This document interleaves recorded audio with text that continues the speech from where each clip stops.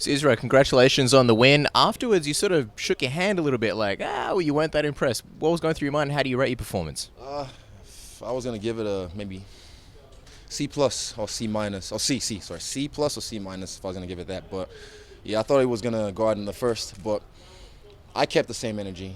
But when I come to the octagon and I just felt the energy a little bit, the crowd, and it just felt different. So I thought, you know what, I'm not gonna put my foot on the gas yet. Just feel him out. And my coach said the same thing. Just see where he's at, make him react, and see what he gives me. So I knew he was gonna try and hug me straight away. I told you guys, but I like to cuddle, so it was all good. I gave it to him back, and when he came off me, like that first round, I give it to me. I don't care what anyone says. If I was a judge, objectively, because who did the damage? Look at me. I'm still fresh. But he came off me after the first, and then he was bleeding, so I was messing him up on the fence. But yeah, I'll give it like a C plus, maybe a C.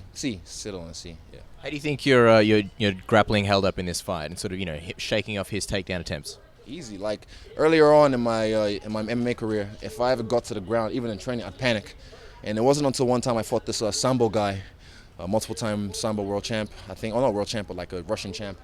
And yeah, he was really good with the takedowns. But then every time he took me down, boop, go back up again, spring back up. And by the third time, I started stuffing his takedowns, and then I could see like that look in his eyes, that panic.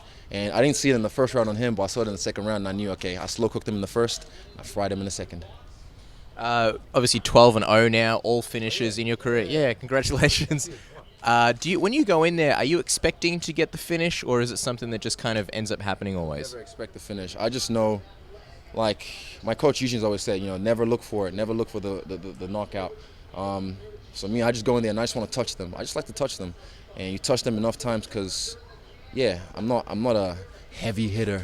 And they always said in my career I don't have KO power, but I know I hit sharp. I don't hit hard, I hit sharp. So I just want to touch them enough times, and I know they'll fall. They can't take it. What did you think about the finish? Because some people thought maybe it could have been stopped a little bit earlier. Obviously, the finishing sequence is great. Was that going through your mind at all? Yeah, I was going to look at the ref, but I don't play that. A lot of these guys would be like, ref, stop the fight. But for me, I pick the shots. Like I said, I'm a shot selector. A lot of these guys just want to rush and bum rush them. This is the highest level, and I've been doing this for a while, so I look for the shot and dig it in. So by that time, when I knew he was ready to go, when I fried him up, I just started to sit on the punches and dig it in. Boom. I could feel them, body and head, and I could feel I got this moose knuckle on this hand, and it's not throbbing right now, but it's a little heavy. I should take this off probably. Yeah, it's a little heavy right now. I'll show you guys. Hold up. So you can know the moose knuckle. Huge, can you catch this? Whoop. And this one. So yeah, this is I should give him a name. You see this knuckle, and this is the one from Southpaw. That one right there. So it's a little bit tender at the moment because I could feel his temple when I hit it. I was like, oh yeah, he's ready to go. And I sat on the punches and started digging him in. You've spoken about how you're dreaming this moment into reality, but now that you've been through fight week and you've actually got the win, how does it feel that you've actually accomplished what you set out to do and get the first victory in the UFC? It's deja vu. Like actually, when you're in the shower, I don't try to. I just kind of like go through, like, when you're in the shower, you have like an argument from 2 weeks ago, and you start going through man, I should have said this, I should have said that. Sometimes I get that, but most times I'm just like Bruce Buffer in front of me, all this shit, like pre-fight, post-fight, and whatnot. So I kind of go through all that through my head, and shadow boxing in the fight, when you're pack and save or the grocery store, like all this I've prepared for a long time, and I know I'm meant for this. I won't say I'm born for this. I made myself for this. My crew made myself for this. After the fight, you mentioned how some of the people in the UFC and some fighters didn't really know. Can you sort of explain that? Did you go up to people, you were walking around and people didn't really recognize you? Was there a situation? No, it's not that. Like, example, okay, I'll give you a classic example. I was 219, UFC 219, and I was at the media stuff with Dan Hooker, my teammate, just the pre-fight stuff. And Shelby came up and shook his hand and just walked past me. And for me, I felt like that was a little bit rude. That's no business etiquette, If you walk, you know who I am. So, like Mick Maynard, he's a good guy. He's a good cunt. Like, I like that guy. But he said, welcome to the company, talk for like 2 seconds, and then, cool, welcome to the company. If you need anything, let me know. Well, he just breezed past me, and I've had that many times where guys just like, I know they've been watching me, but then they just like walk past me like, fuck, like and I kind of look at them like, I smile at everyone because I'm a nice guy. But then they just take my smiles and my kindness for weakness. Don't ever mistake that. Don't ever play yourself or you get played. What did you think of, obviously we saw what happened with Romero not making weight. A lot of people on social media were campaigning for you to get into the I would've main taken event. that fight. Hey. What was your reaction first to Romero not making the weight and also the support from all the fans sort of wanting to see it in the main event today? I had nothing to lose. My first fight in the UFC, fighting for an interim title. I would have taken that fight easy.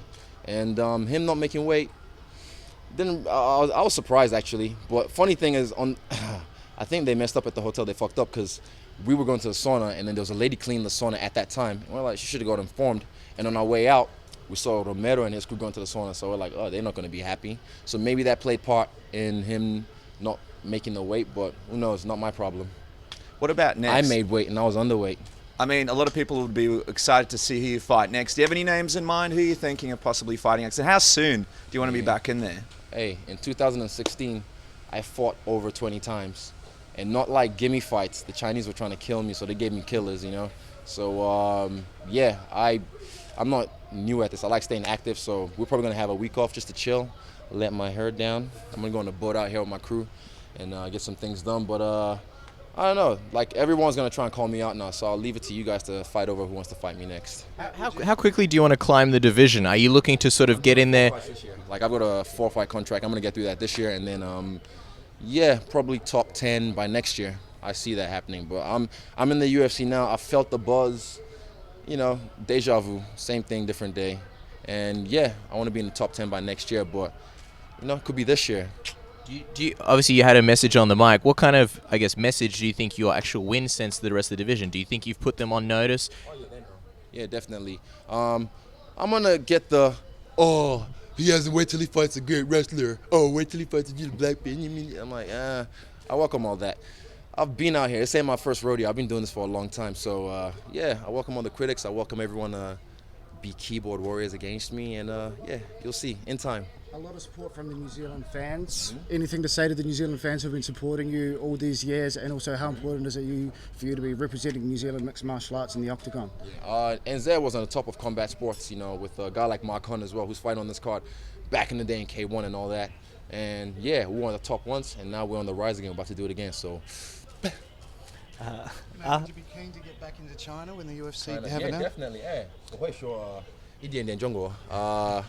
But it's rusty a little bit. I should have got a Chinese girlfriend maybe, or two. Do you have contact with fans up there still? They keep in touch with your career? Definitely. We're sure long. So they call me the Black Dragon over there.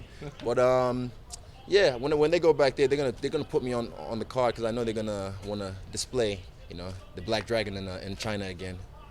After the fight, you kind of gave an action walking around like you're peeing all over the canvas. I told these guys I'm the new dog in the yard, and I just pissed all over the place. So came in the cage, pissed everywhere because, you know, a dog, you know, shout out to Millie. That's my boy. He's my pity. Yeah, so I know dogs, when they're dominant, like a dominant dog walks into a dog park, head high, tail high, and just kind of like pees all over the place just to mark his territory and let them know that's my spot, you know. So, and that's how dogs communicate in different ways, body language. So I told them, I come out here and I just piss all over the place. So before and after as well. I don't know, I didn't plan it, it just happened. Yeah, cool. Cool. Congratulations. Thank you, appreciate that, this was fun.